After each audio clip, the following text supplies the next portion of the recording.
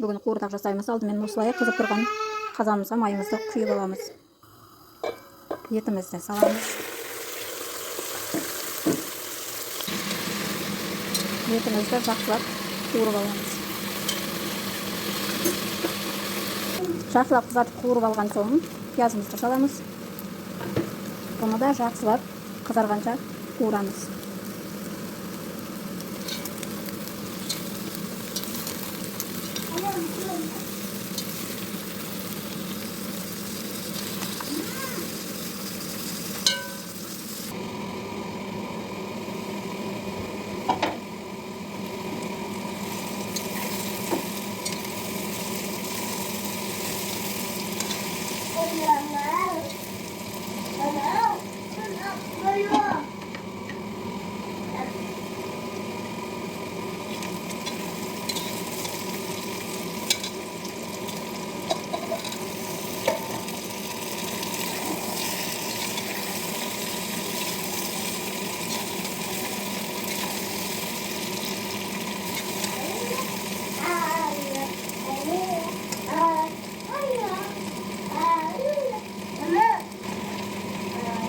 Tuzumuzu pilavlarımıza koyalım.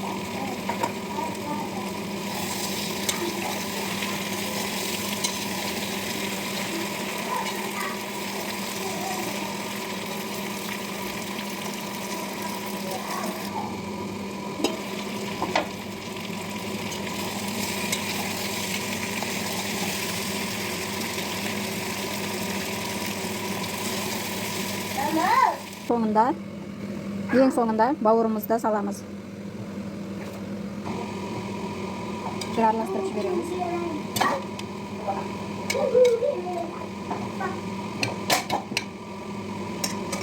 Bir бокал суымызды құйып, демдеп қоямыз.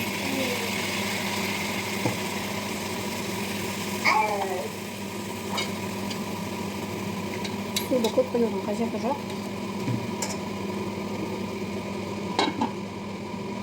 30-40 минутқа баяу отта пісіреміз.